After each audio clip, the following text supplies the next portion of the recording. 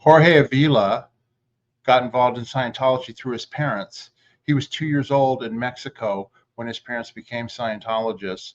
They eventually joined staff and were transferred to Los Angeles, California when Jorge was only 10 years old.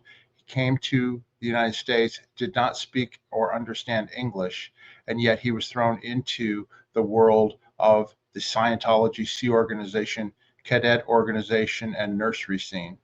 You're going to hear his story. There were abuses that happened. He then rose through the ranks, eventually ending up at the international base at Gilman Hot Springs in security, and then finally left Scientology and the Sea Organization in 1998.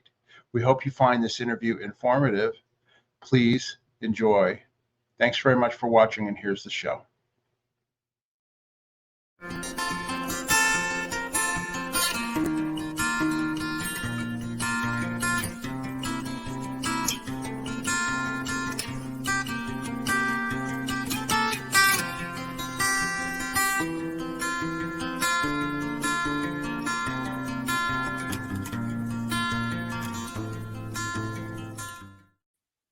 Hello, everybody. Welcome to our channel, Scientology Peeling the Onion. My name is Mark Fisher, and I'm here with my co-host, Janis Gillham Grady. Hello, Janis. How are you doing today? Hi, Mark. I'm good. G'day, everybody. It's cold today. It's a little windy. Yeah, it is. Listen, let's just get right into this. Our guest today is someone I had never met before in the Sea Org.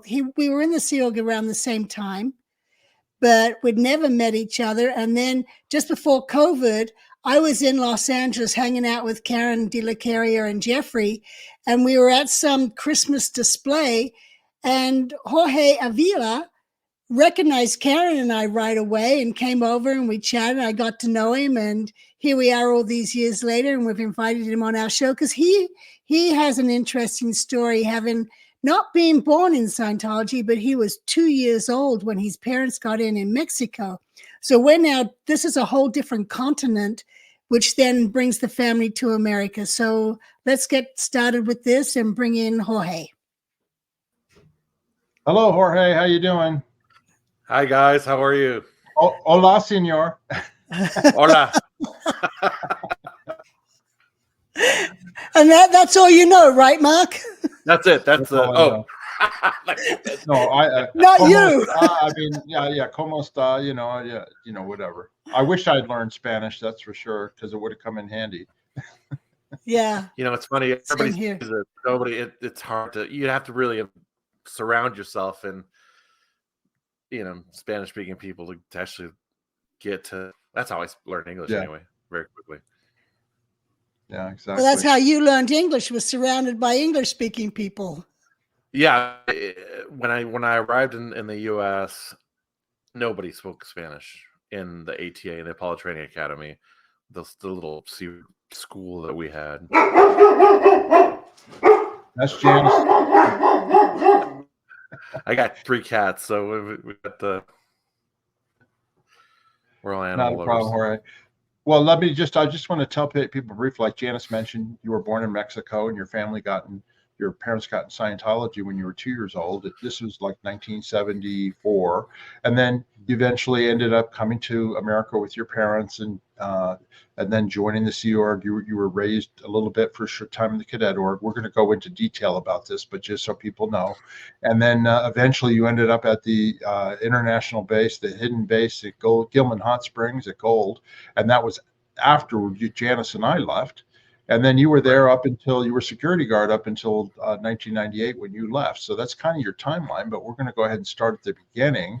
Obviously, do you remember how your parents got involved in Scientology and how did that all work out?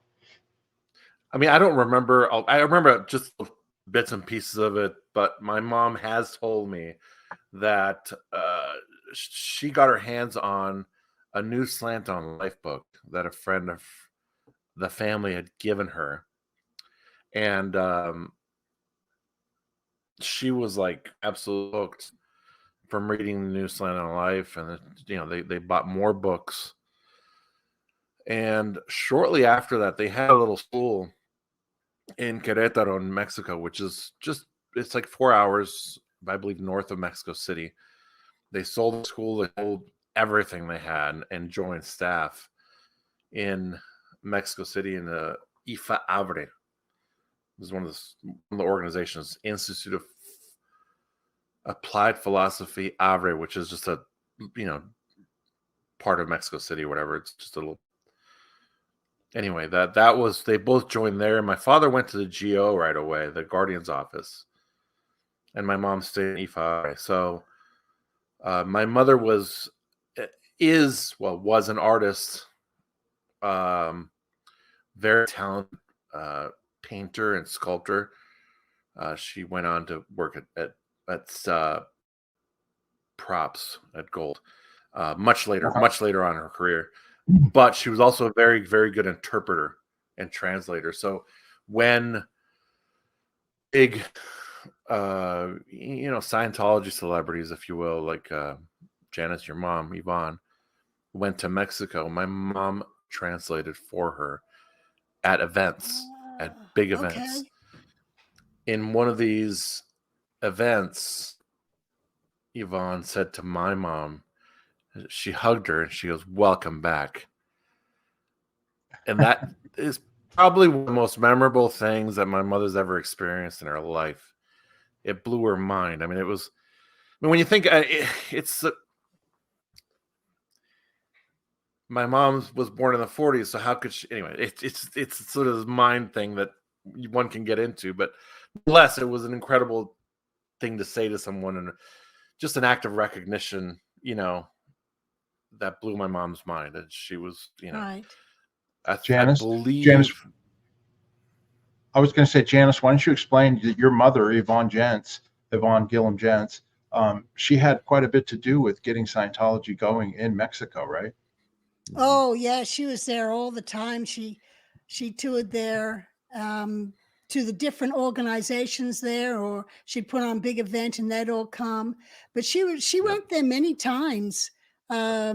Even when she got sick, she was down in Mexico when she had a stroke, and they ended up putting her on a plane and flying her back to LA with, paralyzed arm or something like that, not even being able to give a full sentence, but she was flown back to LA and picked up there. And then that was her last trip there. She turned 50 years old down in Mexico, but she loved Mexico. Yeah. And I remember those events. They were incredible. Absolutely incredible. Yeah. I remember Diana Hubbard also toured her and Guy White together. Oh yeah, Guy White, sure. Guy White became the commanding officer for Latin America, and so he was down there helping to expand. I didn't know that. Technology. And, I didn't even know that. Oh yeah, he was down there working. Yeah. Yeah, I remember him there. Suzette. Yeah, before he married Suzette, he was down there for at least a year. Wow. Yeah. See, during the time we were there, the Garcias were the big, I think his name was Ricardo Garcia. Ricardo Garcia. And so I'm guessing what you're telling me is that Guy White took over for him once he got declared and booted from distance. They probably worked together for a while. Because Guy White was over, Latin America, like in the early 80s, like 80, 81, that type of thing. Yeah. And then, and he was down there quite a bit. But Janis, we had friends. Janis and I did an event down in Mexico City after David Miscavige took over RTC in 1987. We had to go do an international management event down there. Do you remember, Janis? And you and I flew down to Mexico City, and we stayed with David Agami. I thought that was 88 after I'd been on the free ones, because I re-met David and Vivian Agami when they were on the free ones for the maiden voyage. And it was after the reorganization, and basically they were doing management events in all the continents to, hey, here's the new management and all that. I mean, I don't know if it was 87. It may have been 88. Yeah.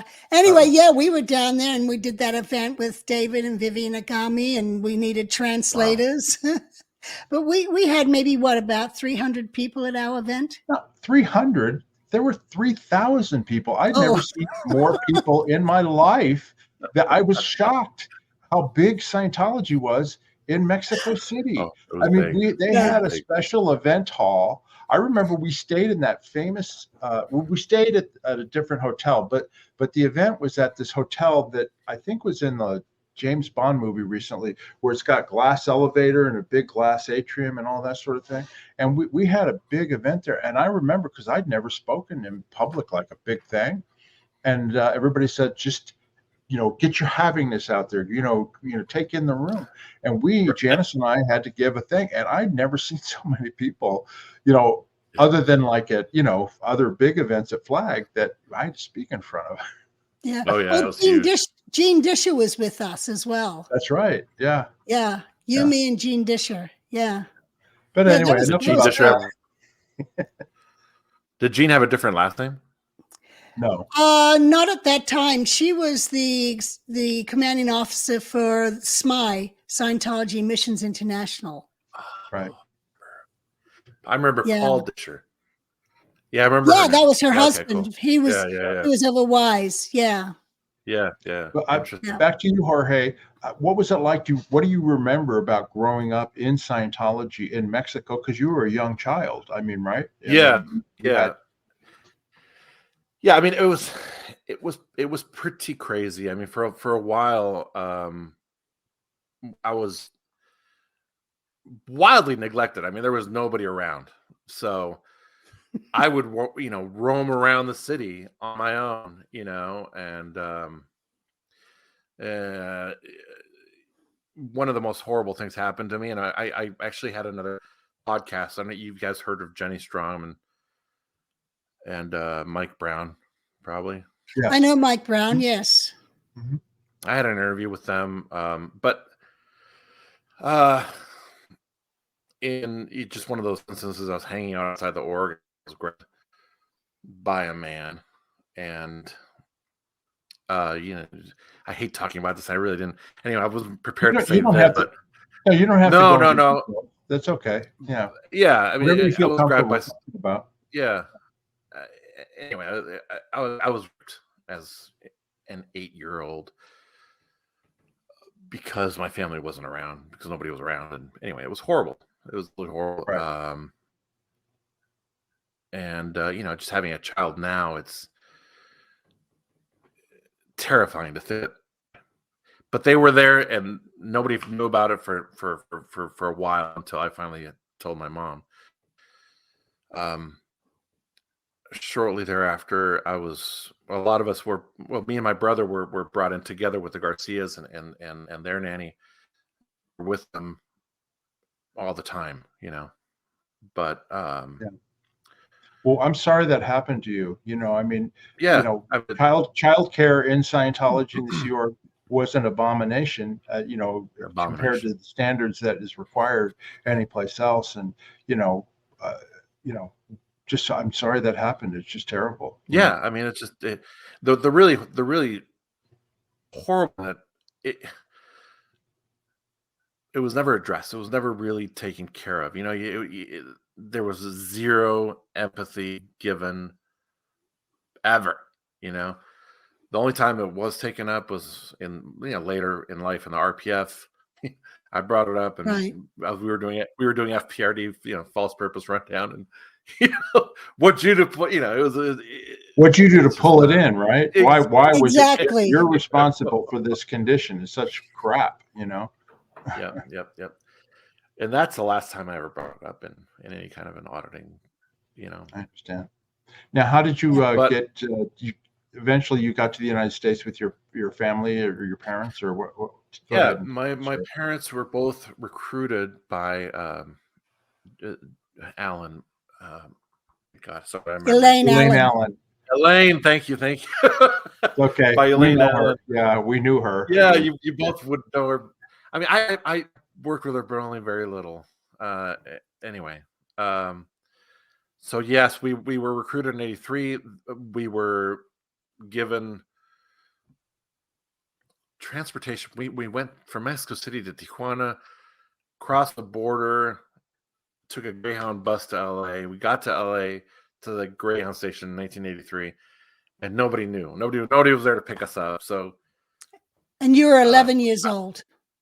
yes, I was 11. My brother was 8 at the time. Wow.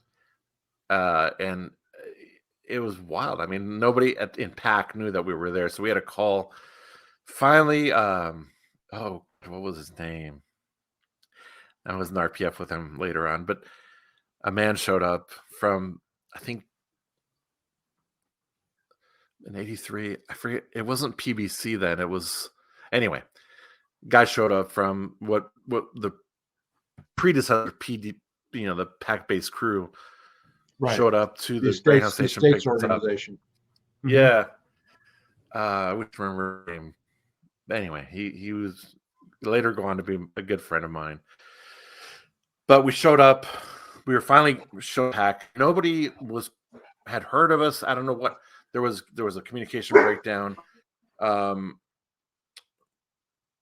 it took them a long time to get birthing. We were initially birthed in Lebanon Hall, in just like horrific conditions. I mean, there was like the blankets were horrible. It was just bad all around. But then it turned out that my father was Lebanon Hall is the building right behind the complex, the big building, the big blue, the building right behind it, which is the Lebanon building. And it's another. Yeah, it's behind the building that has building. the Scientology. It's behind the Exactly. Scientology sign building. You can see it just sort of in the middle behind it. Yeah. Yeah. And so yeah, that's where we arrived to. And then it was discovered that my father, because he'd worked in the GO and the Guardian's office, he was not qualified to go to Exec Strata, which is where Elaine had recruited us to. My mom later to go to Exec Strata. So my mom became the Exec Strata nanny. So she took care of Kiara Lasev, Laura, her sister. And there was just a small group there was a kid named Philippe, who's I believe is still there, Pedersen. There were 2 from France. Do you remember Jean-Michel? Sure. Yeah. Jean-Yves. Anyway, his 2 kids. At the time, they were all in the Strata, so we sort of were there for a little bit. Well, and then my did the EPF in '83. Did your mother take care of you too when she was being the nanny for the executive strata, since you were her kids? Yeah, briefly, but they were much younger than me, and I felt out of place. So I decided, I was kind of recruited for CMO, and I the 84. Knowing very, Now, sorry. When you first arrived, you went on to the Estates Project Force to do your basic study. No, No?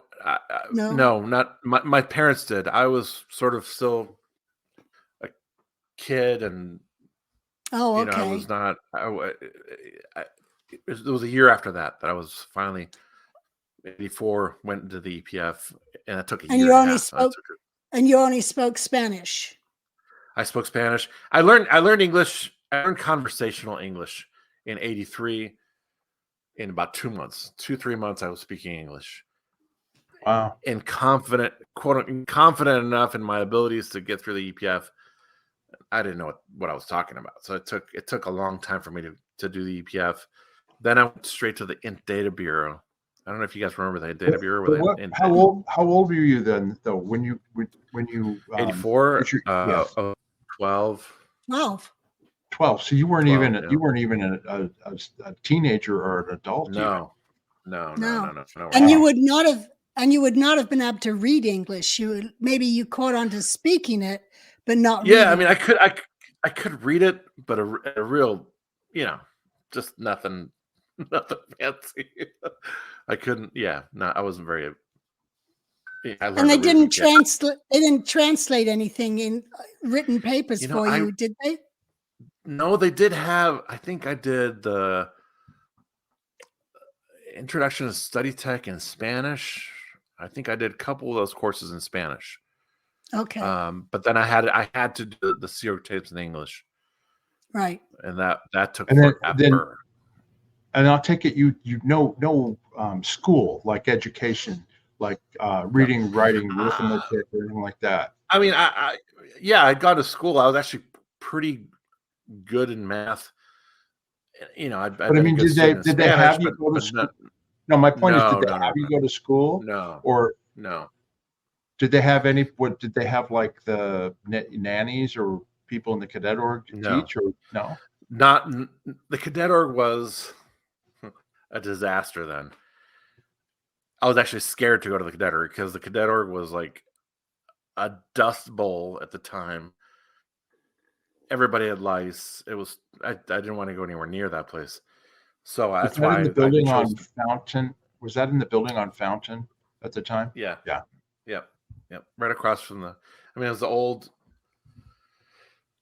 CMO Pack building was across the street from that, which later became the bridge building. Anyway, but so I went to the INT Data Bureau at 12. And then shortly after that, the Portland Crusade thing happened. The Portland fiasco happened. Mm-hmm. And I recall going to that. There was an event held by Ken Hoden in Lebanon Hall. And he just said, I was so aroused by that. I got on a bus to Portland at 12. At 12 years old? Wait, without your parents? No one knew? Yeah, no, nobody knew. I just got all inspired, and I was like, yeah, let's go get him. I got on a bus, and off you went to Portland. Yeah. And then what happened? There was so you go to Portland, and what happens? My mom figured out what had happened, and she freaked out. She somehow got word. I forget how, but somebody grabbed me and said, "Listen, you got to go back to LA. You didn't have permission to come here." And I was like, okay, fine. I went back to LA. How long were you up there? Do you remember how long you were up there? At least 3 or 4 days. I mean, I remember going to several things. We watched John Travolta's jet come in and saw him, and went to several concerts and stuff. Let me explain to our viewers who were never in 1980, I think it's 84. There was a huge legal case in Portland that this woman named Julie Christopherson won against Scientology, and it was like $35 million. It was a huge judgment, and Miscavige and Marty Rathbun, and they had been up there with the attorneys fighting it full time, and they lost. And so they came back, and they didn't know what they were going to do. Hubbard was still alive at the time, but of course he didn't know about it. He was in hiding.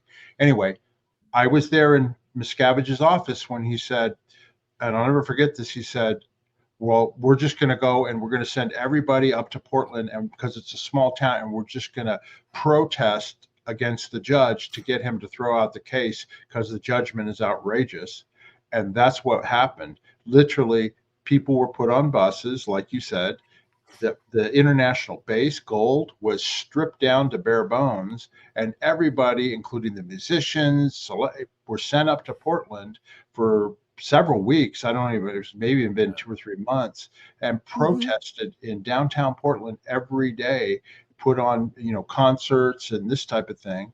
And eventually the judge decided to call a mistrial and threw the whole thing out. So it was considered this huge win for Scientology at the time. Now, I never got to go. I don't know about you, Janis. I had to stay at Gold to keep things running without all these people there, but I don't know about you. What did you have to I was at INT, and I was in management, and half of management went up there and half of the CMO, and you must have been 2 to 3 months that we were without all these people.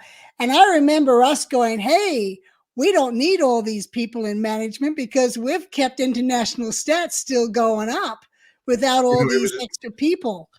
It was the same at Gold. It was the same overseeing all the stuff at the base. Oh, And then God. when the Crusade came over, that's when all the people started getting reassigned. Yeah. Anyway, sorry, Jorge. I just wanted to explain to the No, viewer. no, it's great. Yeah. It's wonderful getting that perspective. I didn't know about that, but yeah, so then, but shortly after that, there was this massive flap. There was this huge problem with the miners working in the Sea Org, and a lot of us got sent to the Cadet Org as sort of this garrison mission to shape up the Cadet Org. There was a lot of I remember Epstein, what's his name, Alec. Oh yeah, Alec Epstein.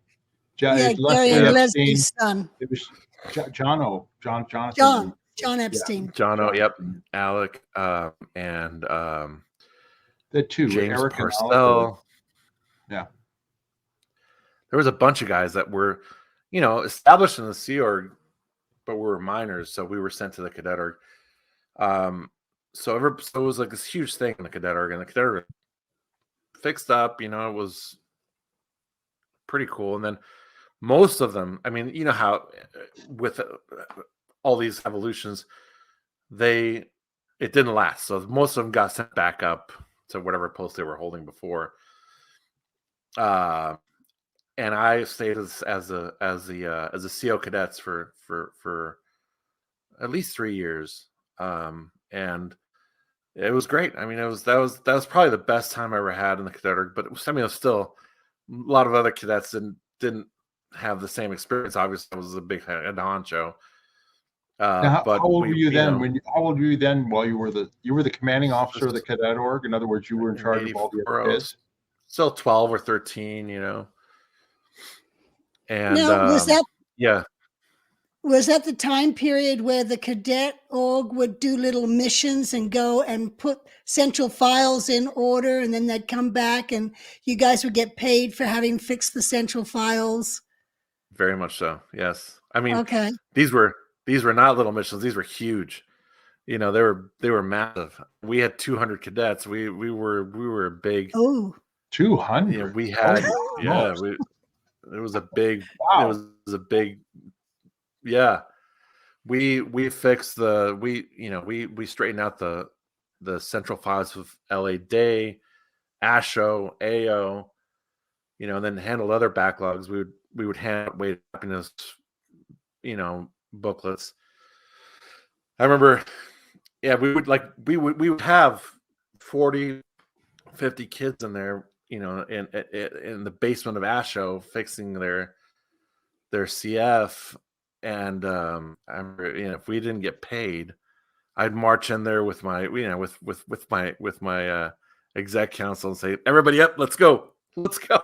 I'd pull everybody out, and man, that would be a massive flap for ASHO or whatever organization, because that's a tremendous loss of labor. They would lose. Yeah.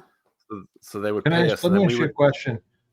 I'm sorry, I didn't mean to interrupt. Go ahead. Yeah, no. No, I was just going to ask you, because I mean, obviously, I'm taking the point of view of our viewers who have never been in Scientology. It's like you weren't given a choice; you just became part of the Sea Org, right? In other words, that was the only life you knew, right? You had to. Yeah. Did you have to sign a Sea Org contract at 12 or whatever age it was?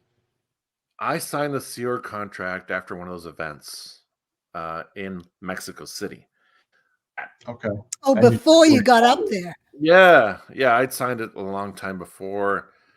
I felt, it was funny because it was shortly after Star Wars had come up, and they would play Star Wars music at every event, because we were like this. There's a lot of that sort of connection, space connection, and back then, man, a lot of people identified with that. Well, you thought it was cool. I mean, you thought it was cool. Very Look, it cool. wasn't just you. My gosh. It wasn't just you. Well, I was in high school when I got in. I thought it was cool. I couldn't wait to join the Sea Organization, because I thought, man, we're going to be on ships. I mean, at that time, Hubbard was still on a ship, and turned out I never got to go to a ship. But I mean, they basically play on these young people. And as a matter of fact, that's pretty much all they have for staff now Yeah. is all the kids of other, you know, Scientologists and things like that, or people they brought in from third world countries. You know, Right. it's A lot of pretty remarkable. So Yeah. okay, so you where did you live when you were the CO of the cadet org? Were you guys still in the building on Fountain, or did you live with your parents, or did you see your parents? I Yeah, mean, at the time they still had the family time. This is 85, 84. Mhm. My family had then moved to the Fountain building. We were on the 4th floor. We had a 2-bedroom. You know, it was pretty comfortable. It was okay. I mean, it was still was unrenovated. It was still, you know, by anybody's standards, not very good, but you know, I was okay. How about Janis? I just thought of somebody. Did you know the Liptons, Kenny Lipton and Mickey Lipton, and their kids, Jennifer and Justine? Yeah, Jennifer and Justine. Yeah, they were Yeah, they were them, troublemakers, man. Jennifer and Justine were troublemakers. They still are. No, I'm joking. Yeah, no, I love them. They're married and they have kids, and they're doing really well. Yeah, we're still in touch with them. They're doing great. I'm still in touch with Justine. Yeah, I haven't seen, but you know, we were friends. I liked them all. I liked them both. Justine was the flower girl in my wedding to Paul. Oh my gosh! Wow. Yeah, I have these cute little photos of her. Wow. Yeah, she was. And cute. then when we left in 1990, shortly thereafter, Janis got Kenny, who had left Scientology and the Sea Organization, to come to Las Vegas, and he came and lived with us and worked with us here in Las Vegas. So then Justine and Jennifer eventually came to Las Vegas here, and that, you know, Kenny was a dear friend of ours until he passed away. But yeah, anyway, I heard he passed away. Yeah, that was a long time ago, actually.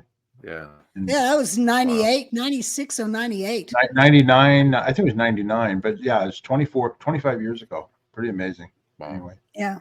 Back to you as a cadet. So graduated from there. Yeah, Did they promote you then at that point, or what happened? Sorry. Well, I was a CO. I was a CO for years. We would have these parties, man. Every week, if our stats were up, we would have these parties, and we would borrow, you know, Org's TV, because, you know, back then it was, anyway. And we'd, you know, watch a movie, and we'd have these pizza parties every week if we could. If, you know, if stats were up, we go to the beach once a day. So it's still okay. And we also did the crazy Los Angeles crusade. I cringed calling it crusade because it's so ridiculous. But I took, I think it was 60 cadets up to San Francisco. We were bused to San Francisco. We marched across the Golden Gate Bridge down to the Fisherman's Wharf and got on these boats to Sacramento. I mean, you guys have probably seen those pictures of the. I've never heard of this. Oh yeah, no. Jeff Pomerantz on the boat with Peter Schless and everybody on the boats up the rivers. And this was what were they protesting? Was this the Wallersheim?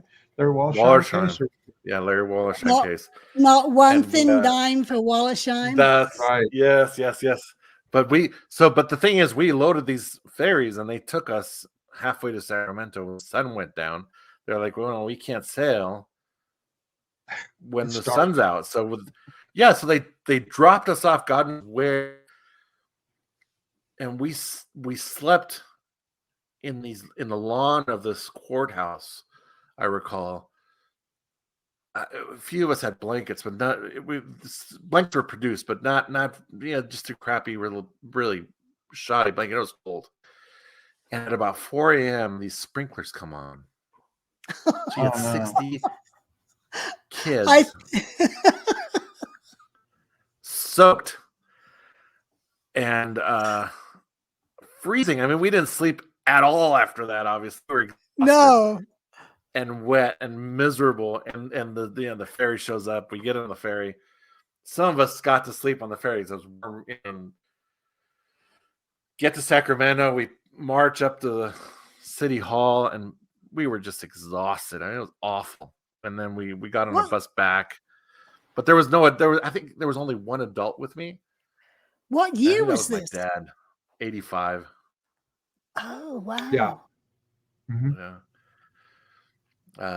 But it was insanity. I mean, it was just Janice, it's harder to Yeah. remember because it didn't work. I mean, the Portland one was a big success as far as Scientology Yeah. is Yeah. concerned.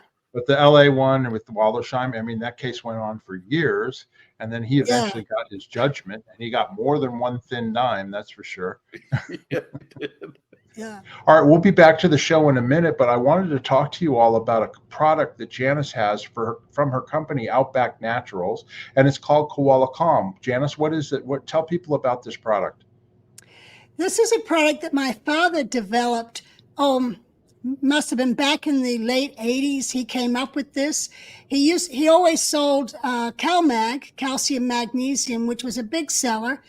But his wife at that time had PMS issues, and so he started researching more and digging in, and he actually found she didn't need the calcium part, but what she needed was the magnesium part, because that helped break down the calcium and the body assimilate the calcium better rather than getting calcium deposits and kidney stones and that type of thing. So the magnesium helped dissolve that and help the body through by not having the calcium added with it. Right, and it's really good for like people with anxiety or stress or having trouble sleeping. Is that right? Yeah, definitely. I take it actually every night. I take it with 250 milligrams of B1, and I sleep very well, actually. That's great. Now, how do people, if they get it, it comes in a powder form, right? So how do they actually, drink it or take it? What do they do? Yeah, well, you heat up hot water. I don't microwave. I just have a kettle and I heat up the hot water, and I fill up half a cup of hot water, and then I add the amount of magnesium powder that I need. If I put the powder in first and then pour in the hot water, it fizzes and spills all over and makes a mess. So I do the hot water first. I add the magnesium. I don't put the spoon in because, again, it's going to fizzle all over the place. So I just let it then fizzle down on its own and do its own thing. And then I add water, cold water, or some ice to cool it down.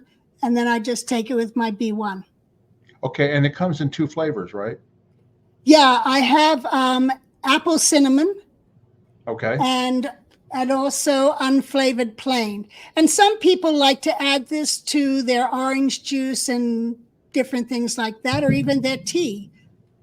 Yeah, I've used it in the evening too. If I need to, having trouble go to sleep, I'll heat up some water, put some of the Koala Calm in it, and then I'll just sip it while I'm watching TV or reading or whatever before I go to bed. And next thing you know, I go right to sleep. So if you're having problems with anxiety or stress, or if you're having trouble sleeping, it's really great for us. And of course, we're not getting any younger, any of us. So anyway, we recommend the Koala Calm. Now, I want to tell people how they can get it.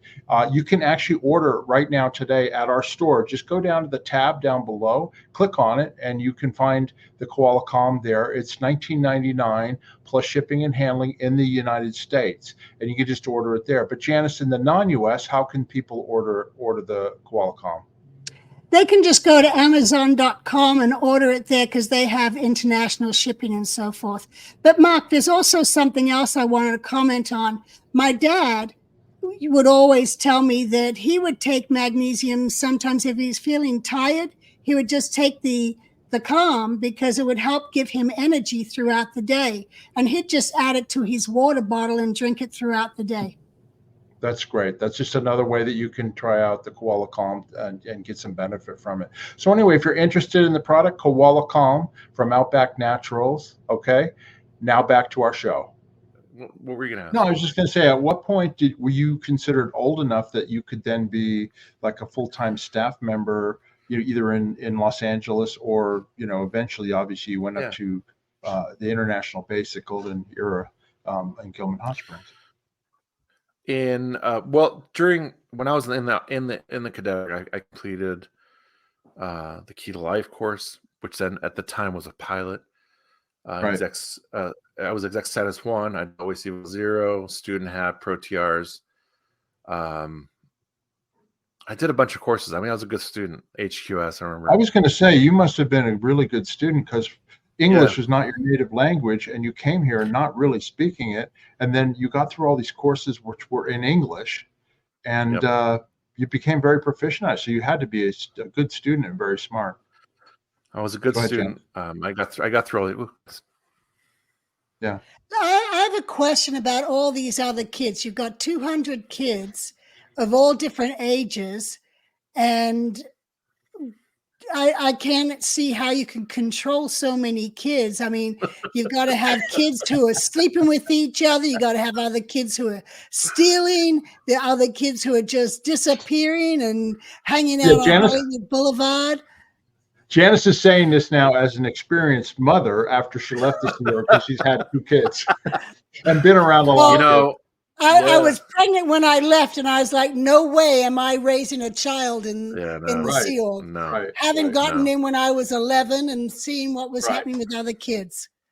Anyway, go ahead, Jorge. I was just joking. And that's a great question. That's an excellent. You know what happened early when I was in the when I became the CO cadets, I had this realization because there was a lot of that. A lot of kids would blow and they would leave. They'd do whatever they wanted.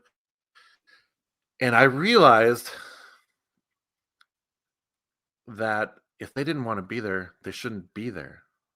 Right. And they were shown the back door. I mean, they're you know what? It's your parents. It's your parents' problem. If you want to be in the cadet org, you're not going to be in here. So I had this little exodus. You know, I remember Bill Feely, the Justine and her sister. There was a bunch of kids that. Sterling Tompkins was another one that were just rebels, and they were like, "See you later," you know, and weren't around. They were God knows where they were, but you weren't held responsible for them because it was the parents who needed to handle their kids. Exactly, and they didn't want to be there. Rightfully so. I mean, but of course, the Scientology and the Sea Org would not let the parents even really handle the kids because it was just and I had several screaming matches. I remember one of them was with Travis. I remember the kid was named Travis, but I forget the father was an executive and was he was an int staff member. He was a man that I would later I was an RPF with him as well, but he would have seizures. I forget his last name. But I would have screaming matches with parents. And I would say, you know, your kid doesn't want to be here. I will not force him. You know, I had the gumption to stand up to these people then. And at this point, are you 14 or 15 years old? Like you're a little bit more of a teenager? I am 13. Oh my gosh. Wow. But I was doing kind of a lineman. I was kind of a wild man. I tell you, I had my lieutenant bars on, you know, because I was a brevet lieutenant. I was CO cadets, and I kind of we ran a tight ship because the kids. I don't want to say they wanted to be there, but they were kind of as brainwashed as I was. You know what I'm saying? But yeah. Anyway, you know, I was then recruited for CMO PAC in 1987. I was 15, and I redid the EPF, to the CMO EPF. During the CMO EPF, I was just about done with it. I was just getting those, you know, the laundry pass and the room pass. You know what I'm talking about, Janis, where you had to clean an executive room and do their laundry to perfection. You know, I was doing that when there was a big takeover. In 87, I believe there had been a massive move from Flag, where Clearwater. Yeah. The management moved to all the management was LA. moved to Los Angeles. Right, because 87 I did it. Yeah, I did a management mission in 87 to PAC. Well, it was a massive mission. I mean, this was a mission. Oh yeah. This was a humongo mission. I remember it's funny actually. I remember an anecdote I had. the fountain building had been abandoned because of an earthquake that had caused damage to it. So now we were living in the Edgemont building. And I remember one night after the CMO, at night, I would go on top of the Edgemont building. There was a little jacuzzi, and I would sit in the jacuzzi and just enjoy life. One day I'm sitting in the jacuzzi, and in comes this woman and several friends. And I wonder if one of them was Janis, Gillham, Grady. I'm not sure though, but No. well, here's what ended up happening. It ended up being Janitor Swanson. Oh, okay. Oh, And they're in the jacuzzi with me, and she's asking me questions. She's like, "Yeah, so are you a Scientologist?" I'm like, "Yes, I'm a Scientologist." And she's like, "Oh, okay, cool. Are you, And I told her I was in Sea Org, and she's like, "Really?" And she's pretending she's like a public Scientologist, And she asked me, "So where do you work?" I'm like, "I'm in CMO," and I'm telling her all of what CMO is. She's DCO, CMO int. And I'm explaining what CMO is in a jacuzzi. The next day was the big takeover. And I remember so clearly because we're all made to stand at attention with all the FLO staff. Anyway, at Lebanon Hall again for an hour. We're made to stand at attention and wait. And then in comes all the brass. I mean, all exec strata, all CMO int, it seemed,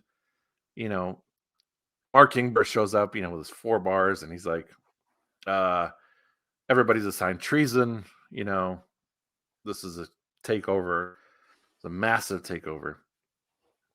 And he introduces, this is going to be the person that's in charge of ethics.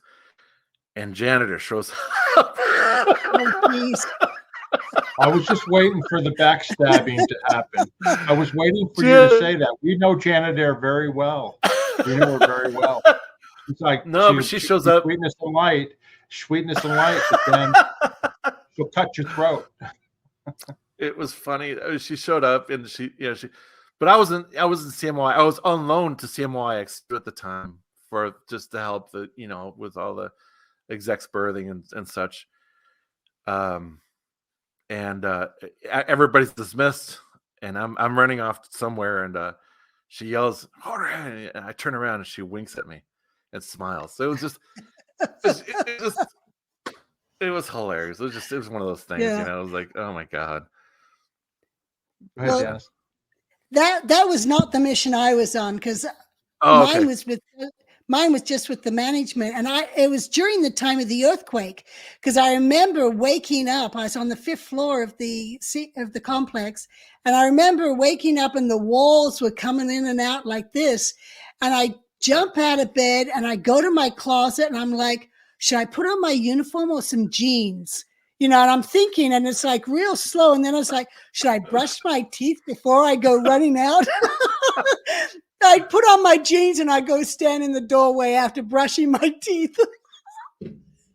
But it's funny. It's funny just so that people know, because I didn't really remember this until you started talking about this.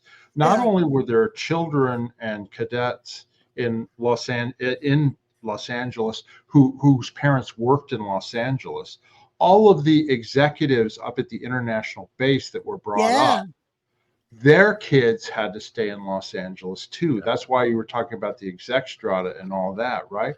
And then you're moving all of management that was located in Clearwater, Florida, and their kids to Los Angeles. So that's how it got up to 200 kids, I'm sure, is it just all came in there. It was crazy. I mean, just the whole thing. And I don't think that they ever, Janis, you might know better, I don't know, that at that time, I know later they came up with the kids ranch, right? But I don't think they ever properly, figured out how are we going to handle all these children. No, the kids were always an afterthought. Yeah. Now keep in mind there was the cadet org in the ATA, and then there was a CEO that was by Celebrity Center. So the really young kids were at the CEO. What was that? the Cadet Estates Org. Yeah, but I So is that where the remember. nannies? That's where the babies and the nannies were. You're talking about babies, toddlers, preschoolers, kindergartners, all the way up to like maybe 6 or 7 years old. Beyond that, you have the Cadet Org. I thought I saw babies at the annex over at the manor. Yeah, but the ex, I think, is the CEO. I think that's what you're talking about. Oh, okay. Yeah. Yeah. I think that they called at first it was called the annex, but then it was called the CEO. Okay. Yeah. And my mom That's a lot of kids. the CEO. A lot of kids. It was a lot of kids. Yeah, I remember. There was the CEO. You know, shower time. I remember you see 40 kids all lined up, ready to go take a shower. Kids all naked, running to take showers. And it was crazy. Oh my God. It was crazy. And Kathy Moorhead was the receptionist. You know, Jackson's mom. Jackson's mom. Yeah. Okay. Yeah. Yeah, because I remember in 78 when my mother was at the manor, I remember going over to the annex and seeing all the kids there because AOLA, the advanced org, used to be there, and then they moved to the complex when that was purchased. Right. And so then that space opened up for the cadet org. Yeah. But the annex, the CEO stayed for all the little kids. You know, the cadet org was for slightly older kids. Right. That could work.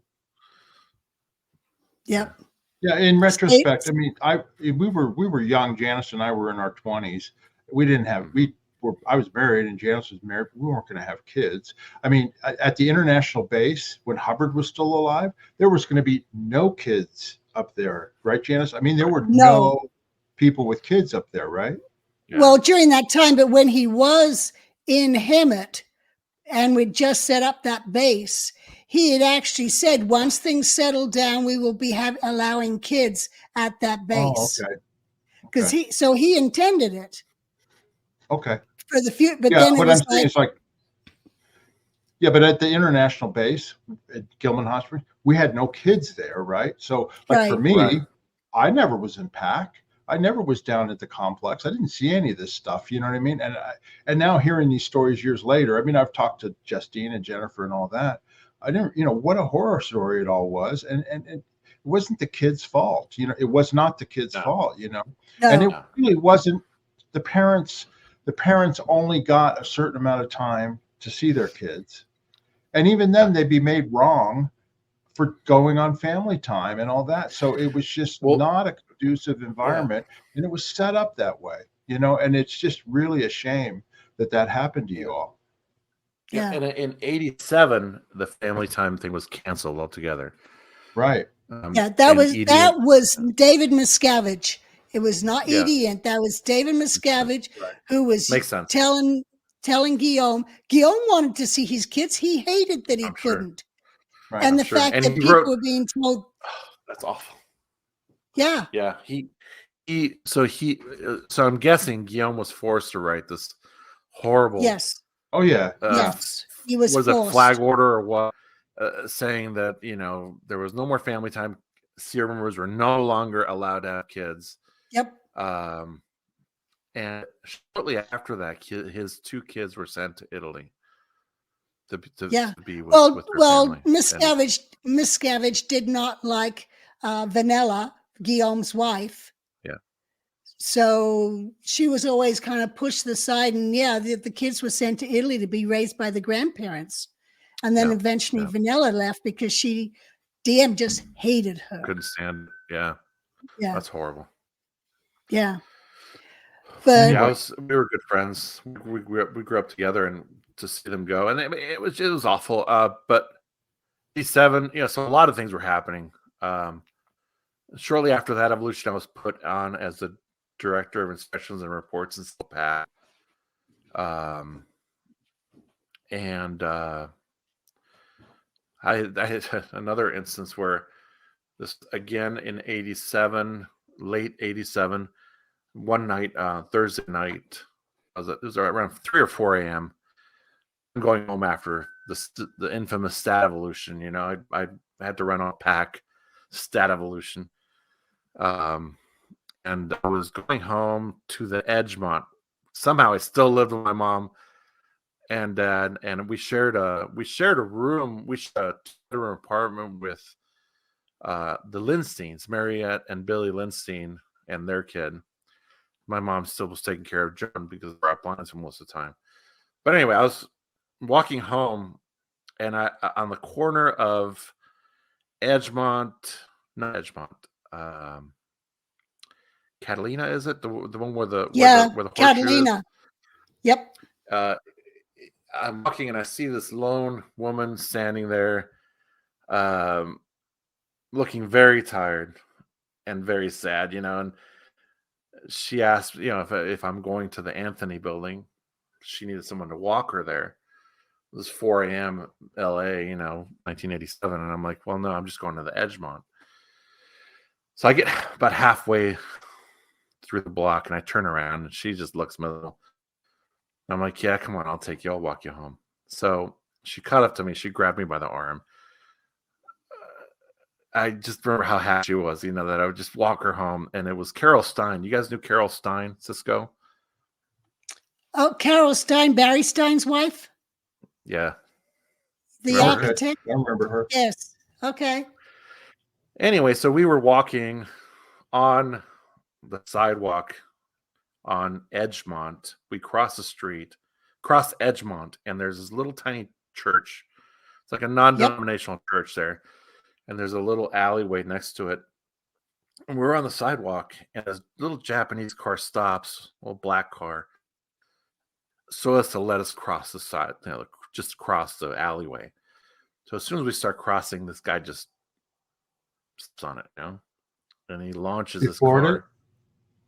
Yeah, right at us. I swear to God, you don't think moments like that. I was just trying to get out of the way of the car, but I ended up pushing Carol out of the way, and she flew away. You know, I was big kid, you know, but all my momentum was taken from me. So this car ended up just hitting me head on, and kept going with me on the you know, on top of the car. Then he stopped, you know, into the alley. I rolled off, hit the back of my head on just the side of this wall, and I passed out for a few seconds. He, you know, reversed and started chasing Carol on the sidewalk up, you know, she, you know, screaming now, and she ran up some steps of the church. The guy got out, grabbed her, and took off. I came to just to hear her screaming, and I got up and I started running towards them, and I looked down at my shirt. It was covered in blood. I was just blood. I was like, oh my God. It was a shock. Carol got to me. She was like, oh my God. She freaked out when she saw me. I remember seeing her face. I was like, oh my God. But I'd broken my nose. I had split lip. I had a concussion. Obviously, I had several lacerations on my head and cracked a rib. That was all. I mean, my face was just a mess. I had a black eye. So she got me to the horseshoe, and we knocked on the security guard's door, and then the guy freaked out because she screamed. The LAPD showed up, and they were asking me questions. Yeah, right at the horseshoe there on the left side. But yeah, just past the building on the left. Yeah, they were asking me questions, and I passed out again. I came to on the floor of the security office. And there's been like a meeting. It's a massive flap. Somehow they got rid of the cops, but they didn't want to take me to the hospital because this is 87. I would have been 15. Mm-hmm. Yep. So I was kept up all night, you know, and my parents were finally called, and I was kept up all night and finally went the next day to Shaw Health Center. where Gene The Dank, Scientology doctors. Mm-hmm. yeah, Gene Dank straightened up my nose. You know, they had to put some stitches, you know, on my scalp and on, you know, I didn't need stitches on my lip, but it was really bad. And that was that. It was like kept That's hushed wild. up. Did they ever find out who did it? No, it was some, who knows? She had like $20 in her purse, something stupid like that. And but then when I went back on post the next day, it was like, oh, you're gonna get a ComEv now because you were assaulted. And that there was some issue that if you got assaulted, you got so it wasn't like, hey, you need this life, you know, it was nothing. No, I was gonna get ComEv'd. You pulled it in. Yeah, it was like you. That's crazy. That is how it was, though. It's crazy. Yeah. You know, it's funny because just from science, this is the way that Scientology thought about that at the time. We don't want any public relations flap. Don't go to the police. And it's the same thing that's happened with all the criminal activity that has happened and the, you know, attacks in Scientology is don't involve the police because it's going to be, you know, bad for Scientology that this happened. When you were just a victim, I mean, you were a random victim, and so was Carol. And yet they don't want to do that. They don't send you to the hospital for the same thing. You know, Lisa McPherson was not sent to an emergency room. They had to take her to a Scientology doctor further away, and she died en route. You know, it's just bizarre, but that's how they thought, which is really crazy. I don't know if you know this. You know that Gene Dank, who treated you, he was L. Ron Hubbard's doctor when he died, right? I know. I found out that afterwards. I was blown away. Yeah, but I found that out afterward. It was. I like Gene Dank. I mean, I don't know. It's insanity. All of this stuff is insanity. It's surprising that, you know, oh yeah, everybody goes along with that. You know what I mean? It's just it's crazy. Anyway, and I didn't see what Carol. happened after that. I mean, nothing. I mean, I just went on, you know, stayed on my post. Years later, on the RPF, I saw Carol. I was on the RPF and she was not, but she came up to me, gave me a hug, and said thank you know, for that. But that was years So you later. hadn't seen her in years. You hadn't seen her. No. I mean, she was up blind. She was, you know. Yeah. Not, you know, not her fault, but, you know, but she did give me afterwards and, you know, said thank you. But, you know. And all this has happened before you were even 16 years old, right? Yes. That's right. That's right. Before you were old enough to even get a driver's license or do car school. I mean, that's crazy. Oh yeah, forget about it. Yeah, no. Yeah, that was much later. Car school, I did an ENT in 92. Yeah. Oh gosh, so you were 20. Let me ask you, as a parent yourself, when you looked at your own kids and they were the age you were going through those things, I know I would look at my kids at 11 years old and go, what were my parents thinking? I know. I look at my kid now, like, you know, when I was your age, I was blah de blah, and you know, it's like he's like, what? What were you? You know, it's like it's just this. You're in another planet. You know, it's just insanity. It's a whole nother mindset. That's for sure.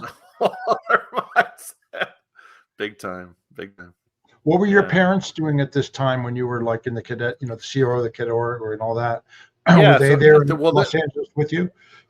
Sorry. So at this time, my dad went on to go to PAC Security in '84. He didn't last too long. He jumped around different positions. He went to LA Org after a while because, again, he wasn't very qualified.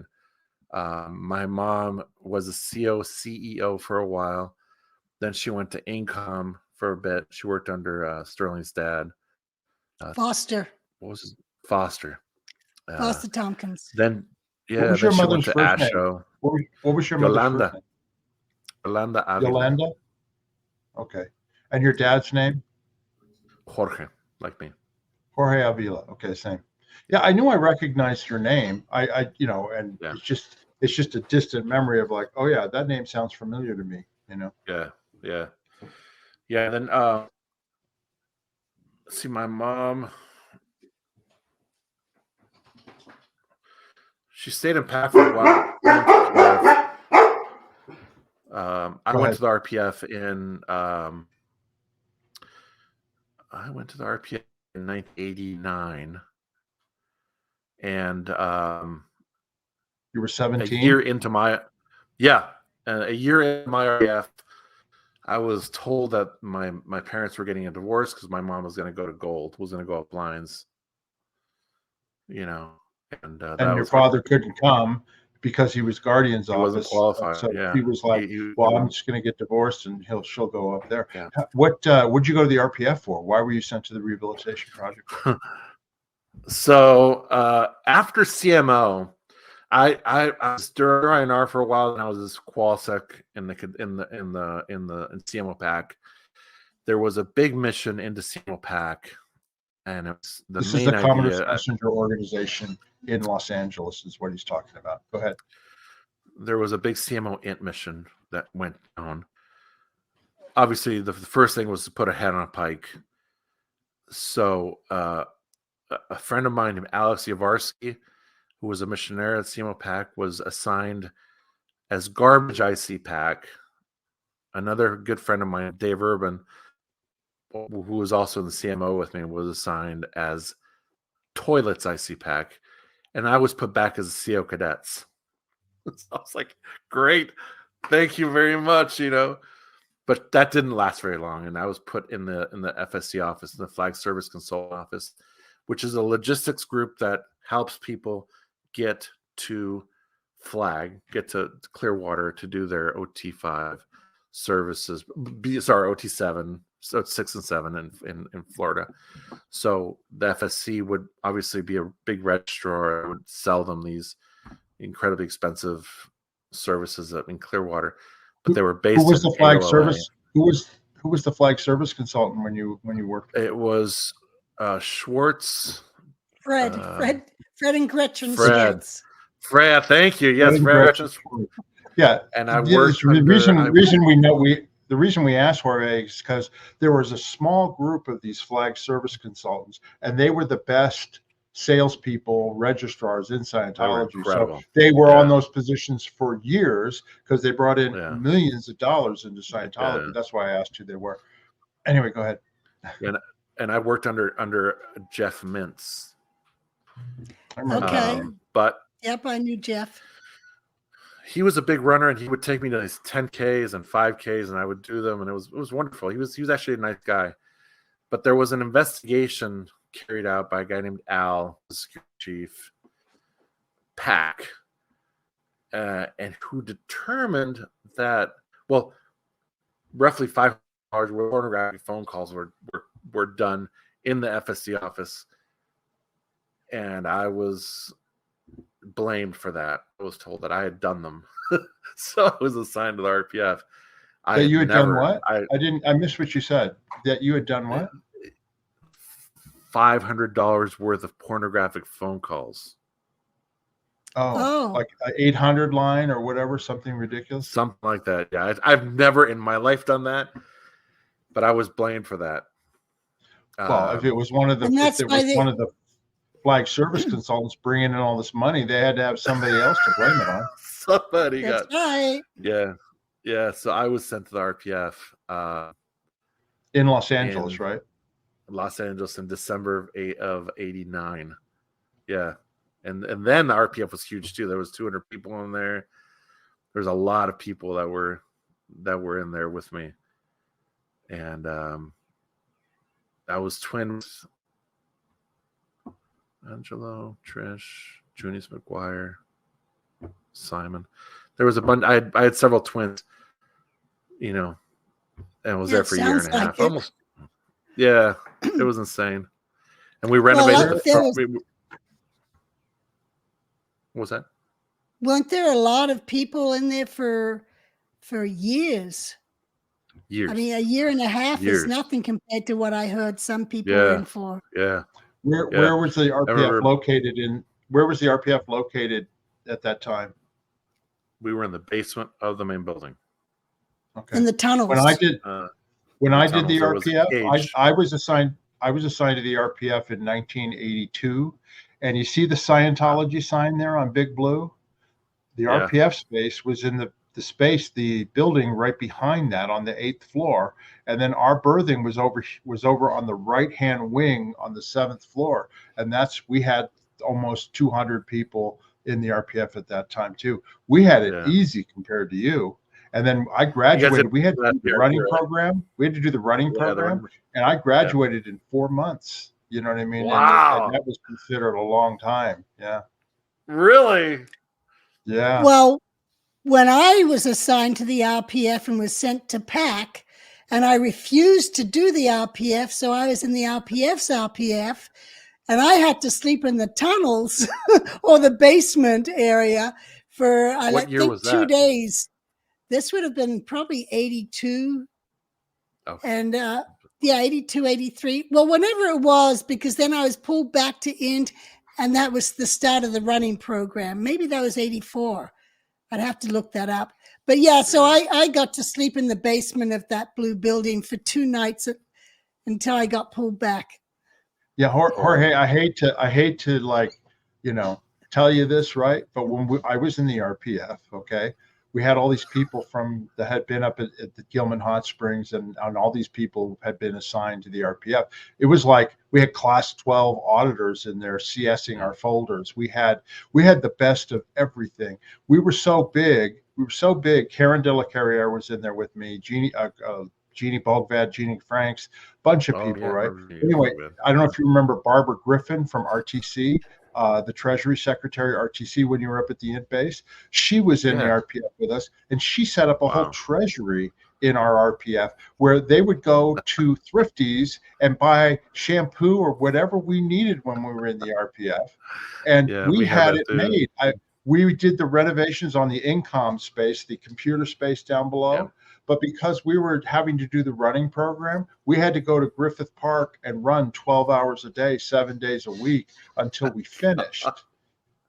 So we had it easy in comparison to the horrid conditions that other people had. I feel I didn't like being in the RPF, but I feel lucky that I didn't have to live in the basement and do the horrible things that other people had to do. Yeah, I swore I would never do the RPF again. After that, I was like, I don't care what happens. I'm not going back there. I'm not doing it. Just not going to happen. One other quick thing I just remembered. Leslie Epstein, John, Alec Willis, she was the commanding officer for West US at that time, and Jonathan, her husband, was in the RPF with us. She gave us the day off on Christmas Day and New Year's Day. The entire RPF, we were able to go out to dinner and go to the movies. I just remembered this, right? Why? Because her husband was in the RPF and they had kids. And she was in charge. My gosh. No, you guys get the day off. We had a day off on the RPF. Good for Leslie. Yeah, good for her. That's awesome. She was assigned shortly thereafter, like maybe weeks later. She was in the RPF with us. It's Leslie, about now, Leslie in 1990 actually ended up at Int, being in charge of the cadets that were going up to Happy Valley. Right. Her and my mom. Yeah. Her and my mom were there the whole time. Oh, so I knew your mom then. You must have. I wouldn't have realized it. Yeah. Yeah. Because I was put on a project. My mom was right there the whole time, the ranch. Okay. You were, Janis, you were put on a project to help move. Well, I was put on a project to get that ranch fixed up, and the kids started being sent up there, and that's where I was. Mm-hmm. When I became pregnant, I'm like, my kid's not doing this. Yeah, no. And then I got the hell out of Dodge. It was adios. Yeah. Yeah. Yeah. And of course, there were a lot of other things that happened too, like the flood. And I'm sure you've heard about the flood and all that. But anyway, yes, I've heard of the flood. Jorge, we've reached an hour and 10 minutes. So what we're going to do is we're going to have you back because we still have more to talk to you about. I mean, just so our viewers A lot know, more. I've never talked to Jorge in my life, and I didn't know any of his history. So I'm finding out at the same time you are about these stories, Same and here. they're fascinating. You know, You thought you just breezed through. we're interested in now hearing, because we left this the gold base at Gilman Hot Springs in 1990. You arrived after that, and I'd love to hear the stories about what happened after we left. That would I be. got some stories, boy. I'd also like to hear Yeah. about your run-ins, if you ever had any, with David Miscavige and all Yep. that too. So anyway, so we're going to definitely. I just have want you to. back. I want to leave you with one thing with David Miscavige, which is really interesting. I arrived at the base thinking I've arrived at this idyllic place where everybody, it's the mecca of Scientology. So of course, everybody's going to have incredible comm cycles, you know, and I start meeting people that have had I a don't think bad comm with David Miscavige, and they're, you know, in my mind, it really was incredible to the shock and disappointment of the leader of Scientology being so incapable of having a good comm cycle with anybody. You know what I'm saying? But that's anyway, exactly right. sorry. There's You never always knew. one way. Yeah, and you never knew Awful. when you were talking to him and talking and answering whether or not he was going to flip on you at any time. Mercurial. He was Yes, he was psychotic. absolutely yeah, totally. Okay, Jorge, I appreciate you being here. Now we're going to do a little business, and just hold on here, and then we'll be done, and we'll talk to you in just a second. To our viewers out there, we hope you enjoyed the show, and we are going to have Jorge back. Anyway, please subscribe to our channel if you haven't already. We really appreciate it. Janis likes to say, rock slam that like button, because That's right. rock slammers need to stick together. So we'd really appreciate it if you do that. If you have any questions or comments about this video or anything else, we go through them, we answer them constantly. So anyway, please go down in the comment section and ask away. If you'd like to support our channel, you can buy us a coffee. There's a link down below in the description. Click on that, and we appreciate any financial support as well. It just goes back into the channel. And then the last thing I wanted to mention is, if you'd like to become a member of our channel, just click the join button next to the subscribe button, and there's a little video that will tell you about the different membership levels that we have and what it costs. It's not a big deal if you want to do it. There's no contract, anything like that. But again, it's another way that you can show support to our channel, which helps us put on these videos. And so we really appreciate the support. Anyway, have you got anything else, Jorge, that you'd like to say before we get off? Thank you for having me. I really appreciate it. It means a lot. I have a lot of respect for both of you. You know, and what you do, you know, absolutely amazing. No, I appreciate it. You know, we're here to tell stories. We're here to tell the history of what happened in Scientology in the Sea Org, and we're here to end the abuse and also, you know, bring about connection, not disconnection. That's Janis's pet project. Yeah, exactly. That's right. Want people connected with their family members, not disconnected. Yeah. And we're here to tell stories like yours. I'm really sorry about what happened, but you know, by bringing light to it, hopefully it'll bring some change, and that's why we love having you on and telling these stories. So we thank you, Jorge. Absolutely. Yeah, I've really enjoyed chatting with you, and I'm looking forward to the next one. Yeah. Absolutely. Yeah, we learned a lot of stuff because, you know, we weren't in PAC all that often, but boy, I mean, man, there's some of the things you said was pretty wild. Anyway. Yeah. All right, everybody. Until next time, we want to thank you for watching. Bye-bye. We'll see you later. Bye.